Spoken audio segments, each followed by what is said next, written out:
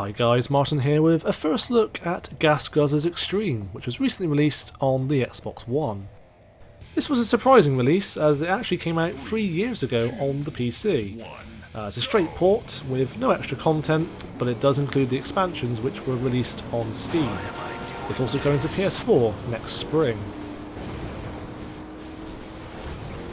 Our last look at Guzzlers Extreme was of course at this year's EGX show. You may remember our preview video, which showed some severe slowdown. It was quite concerning really, since it was only a few weeks away at that point. Fortunately, the performance has been much improved in the final version.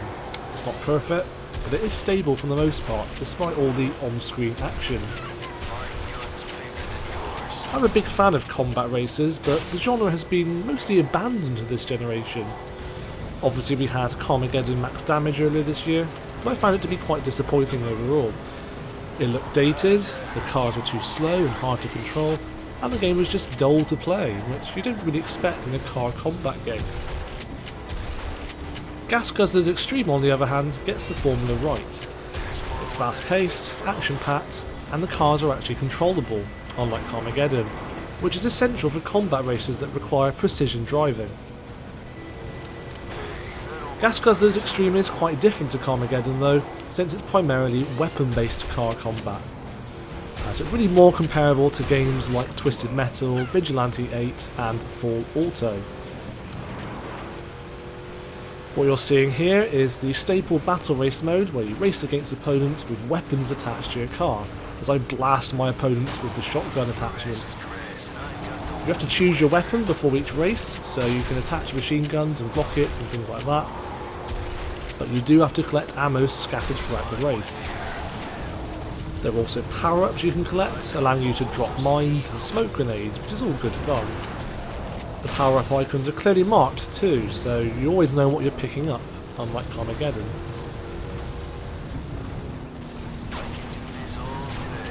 Guzzlers Extreme has a pretty low-budget look to it, as you've probably seen by now.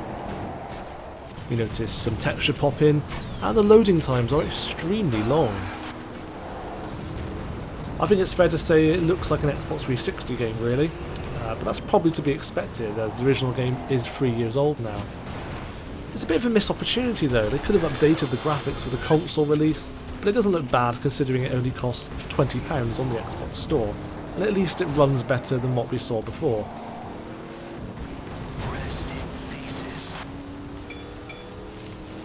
The tracks are fairly well designed too, with plenty of shortcuts to discover to give you an advantage.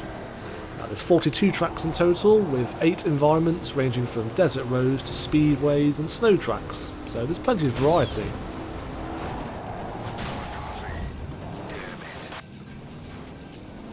There's also a vanilla racing mode without weapons or power-ups. Obviously it's not as chaotic as the battle racing, but it's nice just to have the option for more traditional racing. And the AI is still aggressive, so there's plenty of action still. It actually gave me flashbacks to Flatout, which was supposed to be getting a sequel this year actually, but the developer's gone quiet for some reason. I'm not a fan of the blurring effects though whenever you hit someone, it's a bit distracting. You can see here the bonnet cam has a good sense of speed. I personally prefer using the chase camera in combat races like this, simply because you can see what's going on around you, so you can see if someone's just about to attack you. There are 21 cars in Guzzlers Extreme. They're not licensed, but they're all based on real-life counterparts with some very obvious inspirations. You can easily identify cars like the Fiat 500, the DeLorean, and the Pontiac Firebird. It's all standard fare really. You buy a cheap car and earn more cash by winning career events, which you can then use to customise your car. There's some quite basic personalisation options as well, where you can add pre-made decals and upgrade components such as the engine, brakes, etc, etc. Most of the more desirable cars are still locked for me though, but you can usually unlock a new car if you place in the top 3, so it doesn't take too long to grow your collection.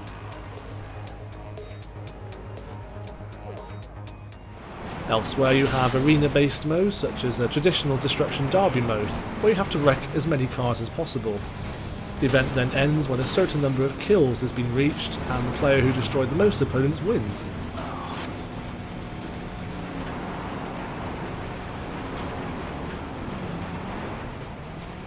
So we get a better look at the damage modelling in this mode here, which actually looks pretty good. I'm not sure if it's dynamic damage modelling, but the bodywork dents and buckles quite realistically on impact. That's good to see. I also like how the drivers taunt you whenever you hit them by waving their arms out the window.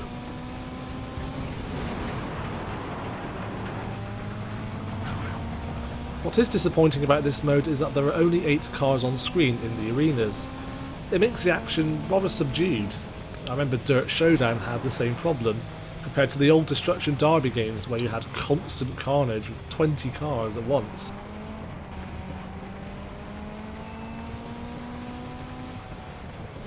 I also noticed a lot more slowdown in this mode. For some reason it's just not as optimised as the racetracks.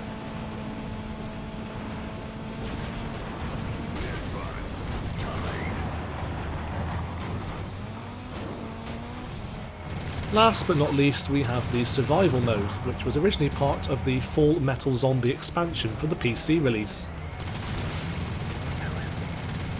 This is basically Call of Duty's zombie mode with cars, where you have to survive each wave of attacking zombies and remember to fill up your depleting petrol. It gets increasingly difficult after each wave, and eventually you end up with giant monsters chasing after you.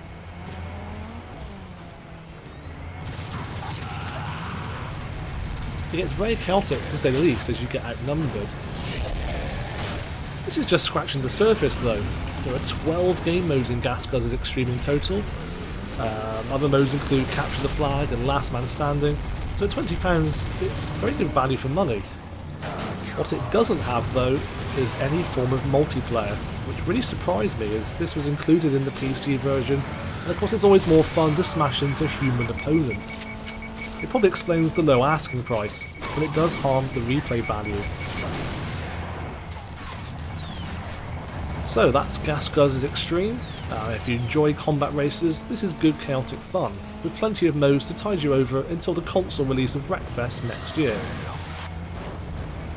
Do let us know what you think of Guzzlers Extreme so far in the comments below, or even tell us what some of your favourite combat races are. That's it for now though.